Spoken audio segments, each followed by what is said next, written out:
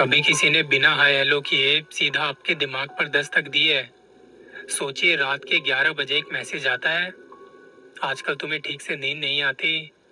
ना आपने उसे कभी देखा, ना उसका नाम सुना, पर वो आपके सारे राज जानती है। आपके सोने का वक्त, आपका दर्द, आपका पेट अब जो डरा डरा सा रहता है। जब आप उससे मिलते हो, उसकी मुस्कुराहट किसी इंसान की सी नहीं लगती। घर के एक कमरे में कई आईने हैं, और वो कहती है, मैं इन आईनों में एनर्जीज को कैद करती हूँ। शायद तब मुझे समझ जाना चाहिए था। अगर आप भी डेटिंग ऐप यूज कर रहे हो तो एक बार जरूर सोच लेना। वो मेरी पहली जॉब थी जब मैं 27 साल का था। नोएडा के सेक्टर 18 के पास मेरा ऑफिस है, और आज भी मैं वहीं काम करता हूँ। वर्क फ्रॉम होम ले रखा है ताकि उसे मेरे बारे में कुछ पता ना लगे कि मैं कहाँ रहता हूँ। ऑफिस में भी बोला हुआ है कि कोई मेरे बारे में पूछे तो कुछ मत बताना। जब मेरी ज्वाइनिंग हुई थी मेरे लिए सब कुछ नया था। कॉर्पोरेट कल्चर, वहाँ के लोग, काम भी जो मैं धीरे धीरे सीख गया। हमने बचपन से ही सुना है कि संगत का असर पड़ता है। मैं भी ये मानता हूँ। इस कॉर्पोरेट दुनिया में मैं वो चीज़ें भी करना सीख गया जिनसे अनजान था। एक चीज़ जो अभी थोड़े सालों से बहुत बढ़ गई है। मैं बात कर रहा हूँ डेटिंग ऐप्स के बारे में। मैं कभी भी इन चक्करों में नहीं पड़ा। मेरे कलीग्स को मैं देखता था। उन्होंने कई बार मुझे भी कहा कि तू भी सब्सक्रिप्शन ले ले, फायदे की चीज़ है, नुकसान तो कुछ है नहीं। पर आज एक सवाल मैं खुद से और आप लोगों से पूछता हूँ। सिक्के के दो पहलू होते हैं। क्या कोई भी फायदे वाली चीज़ बिना नुकसान के आ सकती है?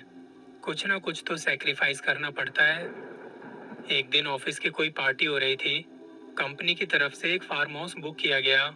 उस पार्टी में मैंने देखा कि मेरा दोस्त हेमंत किसी लड़की के साथ है। अब वो लड़की हमारे ऑफिस की नहीं थी। मैंने उससे पूछा, ये कौन है? उसने कहा, मैं बाद में बताता हूँ। पार्टी चलती रही और मुझे काफी देर तक वो दिखाई नहीं दिया। मैं खाने की टेबल पर अकेला बैठा हूँ। रात 11 बजे के करीब वो अचानक से मुझे खाने के स्टॉल की तरफ दिखा। तो मैंने पूछा, कहाँ चला गया था? कहता, मैं उसी लड़की के साथ था। उसने खाना खाया और मैंने कहा कि चल अब घर चलते हैं। वो भी कहता, हाँ मैं भी थका हुआ हूँ। हम उसकी गाड़ी से निकल गए। तब उसने उस लड़की के बारे में बताया। कहता, यार ये मुझे एक डेटिंग ऐप के थ्रू मिली थी। डिवोर्सी और यहीं नोएडा में अकेली रहती है। हेमंत ने मुझे भी कहा कि भाई तू भी सब्सक्रिप्शन ले ले। मैं कहता, यार मुझे ना ये चीज़ें सही नहीं लगती। पर उसने ज़बरदस्ती मेरा फ़ोन लिया और एक डेटिंग ऐप इंस्टॉल कर दिया। मैं कहता, यार मैंने कभी चलाया नहीं है, क्या होता है कैसे चलता है मुझे कुछ नहीं पता। किसी इंट्रोवर्ट बंदे के लिए अननोन इंसान से बात करना काफ़ी मुश्किल होता है। वो मुझे कहता, अबे चला ले यार, मैं कब से यूज़ कर रहा हूँ, कोई दिक्कत नहीं हुई। उस डेटिंग ऐप में ऐसा था कि आपके सामने कई प्रोफाइल आती है, और यहाँ पहला टेक्स्ट कोई लड़की ही कर सकती है। मैंने अपनी प्रोफाइल पर कोई अच्छी सी फोटो लगाई, और ना चाहते हुए भी अब मैं फंस गया। ऑफिस में या घर में फ्री टाइम मिलते ही स्क्रॉल करने लगा। 2 दिन हो गए, 3 दिन हो गए, मेरी प्रोफाइल किसी से मैच नहीं होती। एक तरह से डिस्ट्रैक्शन है ये, आप अपने काम पर ध्यान नहीं दे पाते। एक रात मैं सोने की कोशिश कर रहा हूँ। अराउंड 11 बजे मैंने अपना फ़ोन देखा कि अलार्म लगाता हूँ। इस टाइम पर मेरे पास एक नोटिफिकेशन आती है। सुचित्रा नाम की एक लेडी जिसका बायो मैंने पढ़ा। उसने कुछ अलग ही लैंग्वेज में लिखा हुआ था। पहले तो मुझे समझ नहीं आया कि इसने लिखा क्या है। फिर गूगल से मैंने हिंदी में ट्रांसलेट किया, जिसका मतलब बनता है, मैं 28 साल की एक तलाकशुदा औरत हूँ। मेरा मानना है कुछ एनर्जीज कभी साथ नहीं छोड़ती। मेरी दुनिया के अंधेरे कोनों में मैं बस उन्हें महसूस ही नहीं करती, बल्कि मैं तो उन्हीं के बीच रहती हूँ। मुझे लगा कोई एस्ट्रोलॉजर होगी, हाथ वगैरह पढ़ती होगी, और क्या। मैंने प्रोफाइल पर राइट स्वाइप किया, और उसके 3-4 मिनट बाद ही उसका टेक्स्ट मैसेज आता है। उसने मुझे कोई हाय हेलो लिख के नहीं भेजा। मुझसे सीधा एक सवाल पूछा, आजकल तुम्हें ठीक से नींद नहीं आ रही? Question mark. आप एक बार को सोचो, आपसे कोई अननोन बिना हाय हेलो किए एकदम से ऐसे पहली लाइन पूछ ले, तो एक बार को मन में आता है कि ये ऐसा क्यों पूछ रहा है। तब मैंने भी उसे टेक्स्ट मैसेज करके कहा कि नहीं ऐसा तो कुछ नहीं है, पर आपने ऐसा क्यों पूछा। इस तरह से हमारी बातचीत शुरू हुई। मैं थोड़ी देर बात करके सो गया। अगले दिन ऑफिस गया, तब भी हमारी चैट चलती रही। उसने मुझे अपना कॉन्टैक्ट नंबर दिया, और मैंने लंच टाइम में करीब 10 मिनट तक उनसे बात की। धीरे धीरे हम एक दूसरे के बारे में जान रहे थे, डेली बातें होने लगी। पर ना बीच बीच में वो बड़ी अजीब सी बातें करती। जैसे हम एक दिन कहीं खाने पर मिले, हमारी पहली मुलाकात थी, उसने मुझसे हाथ मिलाया, स्माइल दी, एक खाली टेबल देख के बैठ गए। ये आउटलेट ओपन एरिया में बना है। हमने कुछ खाने का ऑर्डर किया और अचानक से उसके पैरों के पास कोई बिल्ली आ गई। वो एकदम से डर गई। बिल्ली तो तभी भाग जाती है, पर ये उसे गाली देते हुए कहती कि ऐसी बिल्लियों को तो काट के फेंक दो। उसका चेहरा एकदम से काफी अलग सा हो गया था। मैं मन ही मन सोचता कि क्या हो गया इसे। मैंने पूछा, सुचित्रा तुम ठीक हो? मेरी तरफ देखते ही उसने अपनी पलकें कई बार झपकाई और कहती, हाँ मैं ठीक हूँ, मुझे बिल्लियाँ बिल्कुल भी पसंद नहीं। मैंने कहा, इट्स ओके। वो चली गई। मैं पहली बार किसी लड़की से ऐसे मिल रहा था। नर्वस भी हूँ, समझ नहीं आता कि क्या कहूँ। और तब ना मुझे ठंडक सी महसूस हो रही थी। उसने मुझे बताया कि वो नोएडा के सेक्टर 52 की एक सोसाइटी में रहती है। उसका अपना फ्लैट है। पेरेंट्स उसके फरीदाबाद में रहते हैं। तब मैंने भी अपने बारे में थोड़ा बहुत बताया कि मैं नोएडा के सेक्टर 18 के पास जॉब करता हूँ। वो कहती, ये तो और भी अच्छी बात है, किसी दिन आओ घर पे, खाना बहुत अच्छा बनाती हूँ मैं। मैंने कहा, वीकेंड पर आता हूँ। ये हमारी पहली मुलाकात थी और इसके बाद मैं वीकेंड पर उसके फ्लैट पर पहुंच गया। मेरा फर्स्ट इम्प्रेशन ऐसा था कि उसके फ्लैट की वाइब भी कुछ अलग है। एक बहुत तेज फ्रेग्रेंस और घर के अंदर थोड़ी डार्क पेंटिंग लगाई हुई है। उसने तब खाना बनाया और हमने साथ बैठ के काफी देर तक बातें की। मुझे अचानक से सिर दर्द होने लगा। पता नहीं ये फ्रेग्रेंस की वजह से था या क्या था। खाने के बाद अंधेरा होने से पहले मैं निकल जाता हूँ। घर पहुंचा तो मैंने सिर दर्द की दवाई ली। सोने की कोशिश कर रहा हूँ पर दर्द ठीक नहीं हो रहा। इस दिन मेरा डॉग भी मेरे पास नहीं आता। और दिन तो घर आते ही मुझसे चिपट जाता था, पर आज वो दूर बैठा मुझे देख रहा है, पास नहीं आ रहा।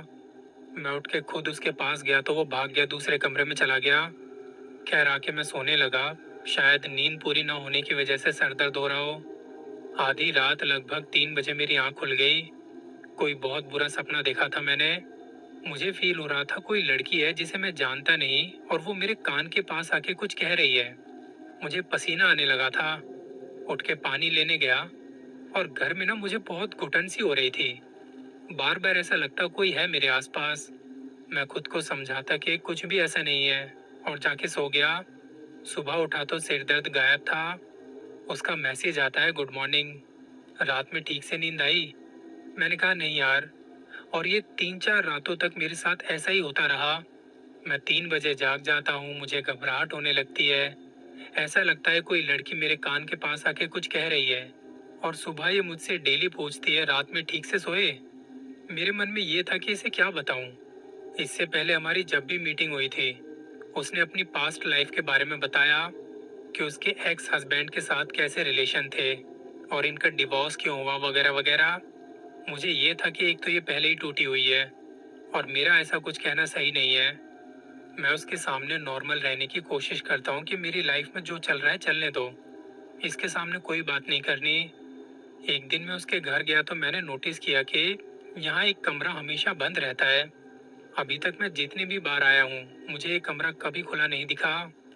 उस दिन जब वो खाना बना रही थी, मैंने जाके वो रूम खोल के देखा। कुछ बेकार का फर्नीचर पड़ा है, बड़े बड़े शीशे लगे हैं, कुछ टूटे हुए, कुछ टेढ़े हो गए हैं। ये देखने के बाद मैंने उससे पूछा, ये कमरे में इतने सारे आईने क्यों रखे हैं? वो एकदम से गुस्से में मुझे देखती और कहती, कमरा क्यों खोला? जल्दी से जाके कमरा बंद कर देती है। मैं कहता, सॉरी यार, मुझे पता नहीं था। वो खुद को शांत करती और कहती, मेरे हस्बैंड का कुछ सामान पड़ा है इसमें। मैं इसके बाद चुप हो गया।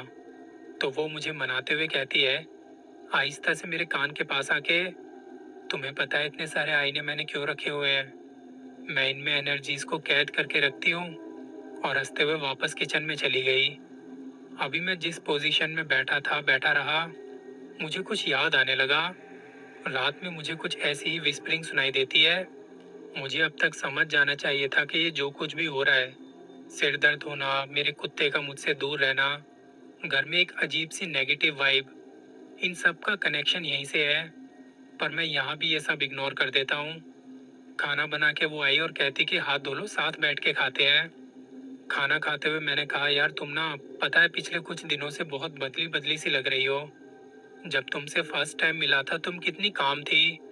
वो कहती काम तो अभी भी हूँ पर तुम्हारी हरकतें सही नहीं है। मैंने कहा यार मैंने ऐसा क्या किया। उस दिन हमारे बीच थोड़ी कहासुनी हो गई। अभी तक तो मैं चुप बैठा था। मैंने कह दिया यार मुझे तुम्हारे साथ नहीं रुकना और सॉरी अगर कुछ गलती हुई हो तो। तब मेरे कहते ही वो एकदम से रोने धोने लगी कि तुम ऐसे नहीं जा सकते, अगर तुम गए तो मैं खुद को ये कर लूंगी वो कर लूंगी। उस टाइम तो वो मुझे साइको सी लगने लगती है। मैं मन ही मन सोचता ये औरत कितने रूप बदलती है यार। थोड़ी देर पहले कुछ और होती है और अगले ही पल कुछ और। मैंने उसे कहा सुचित्रा मुझे थोड़ा टाइम दो, अभी समझ नहीं पा रहा हूँ मैं कुछ।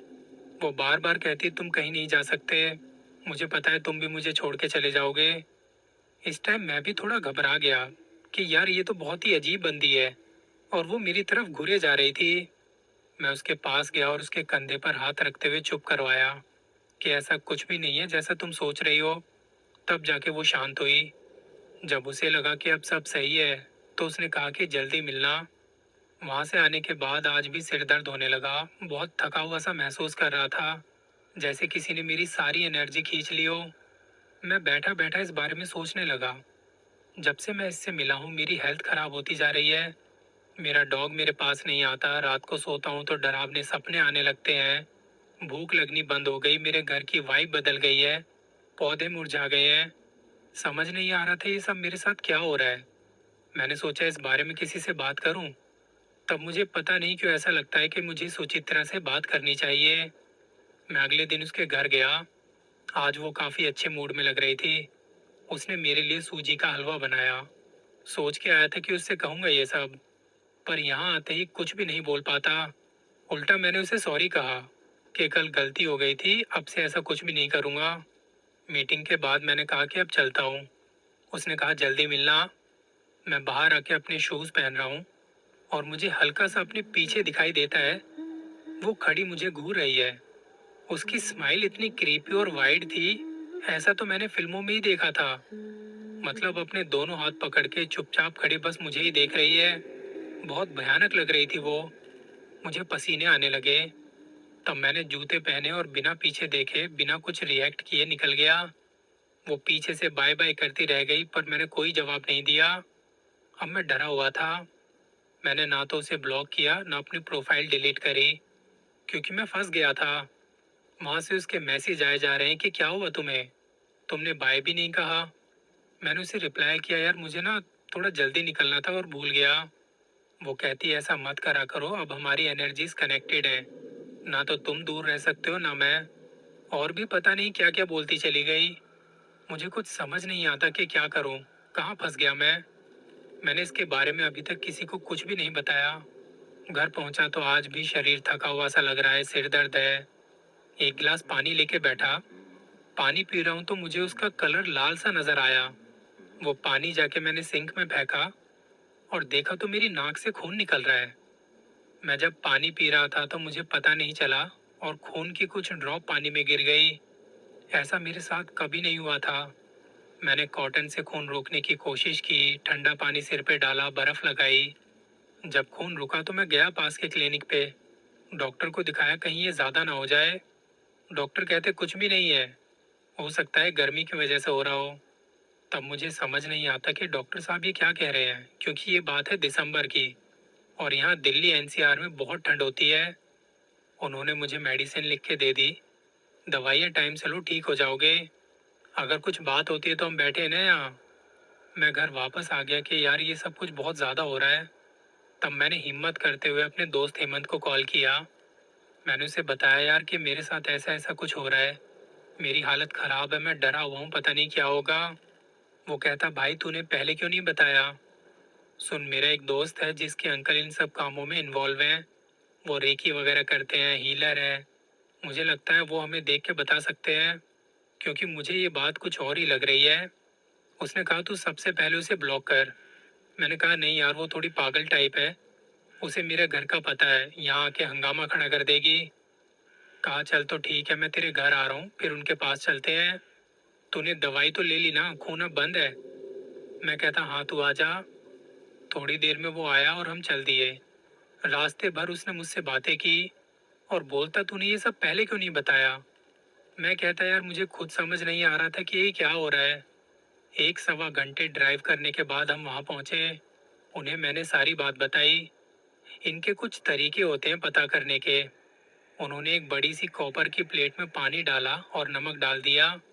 कहते अभी पता चल जाएगा। मुझे सामने बिठा के वो कुछ मंत्र वगैरह बोलने लगे। वो पानी वैसे ही रखा हुआ है। हम में से किसी ने भी उसे हाथ नहीं लगाया। और देखते ही देखते थोड़ी देर में पानी का रंग बदल गया। वो मटमैला सा हो जाता है। मैं तब और ज्यादा डर गया कि ये क्या हो रहा है। उन्होंने कहा तुम्हारे साथ किसी की एनर्जी बांधी हुई है। वो औरत ये नहीं चाहती कि तुम किसी और के साथ रहो। वो तुम्हारी आधी एनर्जी खींच चुकी है। तभी तुम्हें सिर दर्द रहता है, थका हुआ सा लगता है। ये सारी चीजें उसी वजह से हो रही हैं। जब इन्होंने एनर्जी की बात करी ना, तब मेरे दिमाग में एक और बात आती है। उसका बायो जो मैंने सबसे पहले पढ़ा था। मेरा मानना है कुछ एनर्जीज कभी साथ नहीं छोड़ती। मेरी दुनिया के अंधेरे कोनों में मैं उन्हें महसूस ही नहीं करती, बल्कि मैं तो उन्हीं के बीच रहती हूँ। उस वक्त मुझे क्या लगा था ये कोई एस्ट्रोलॉजर वगैरह है, पर मैं कितना गलत था। मैंने उनसे कहा मेरा उससे पीछा छुड़वाइए बस। तब उन्होंने कुछ चीजें करने को कही। सबसे पहले उसे कांटेक्ट करना बंद करो। चाहे तुम्हें अपना नंबर चेंज करना पड़े तुम करो, घर चेंज करना पड़े तुम करो, उसके कांटेक्ट में नहीं आना है। मैंने कहा ठीक है, पर इसके बाद भी मुझे ऐसा लगा कि उसे एक बार फुल एंड फाइनल करके ख़त्म करता हूँ। मैंने उसे टेक्स्ट किया कि तुम ब्लैक मैजिक वगैरह में बिलीव करती हो। तो उसका रिप्लाई आता है कि हाँ मैं बिलीव करती हूँ, क्योंकि ये चीज़ें होती हैं। तुम्हें कुछ पाना है और अगर ब्लैक मैजिक का सहारा लेना पड़े तो गलती क्या है। तब मैंने उसे टेक्स्ट किया, ओके फाइन। मुझे यकीन हो गया था ये सब कुछ इसी ने किया है। इसके बाद उन हीलर ने कई रिचुअल्स किए ताकि मुझे और ज़्यादा नुकसान ना हो। इस बीच हेमंत ने मेरी मदद की नया घर ढूंढने में। मैंने अपना कॉन्टैक्ट नंबर भी बदल दिया। ऑफिस का काम भी वर्क फ्रॉम होम करने लगा। इसके बाद मैंने कभी भी कोई ऐसा ऐप यूज़ नहीं किया। मैं किसी भी अननोन पर्सन से नहीं मिलता। वो रिचुअल्स भी साथ साथ होते रहे। थोड़ा टाइम लगा पर धीरे धीरे चीज़ें ठीक होने लगी। पता नहीं उस औरत ने और क्या क्या सोचा था मेरे साथ करने को।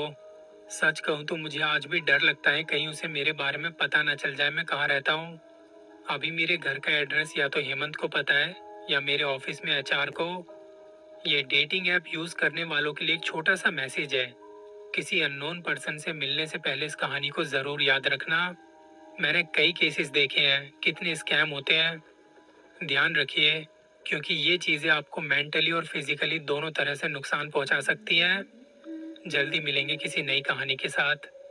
चैनल को सब्सक्राइब करो पहले। हाँ जल्दी करो, मुझे पता है कि आप लोग नहीं करते हो, वीडियो देखते हो लेकिन सब्सक्राइब नहीं करते। ये लाल कलर का बटन नहीं से दबाओ, जल्दी दबाओ, जल्दी दबाओ, फिर मैं शुरू करूँ। दबा दो जल्दी, दबा दिया, घंटी भी दबा देना।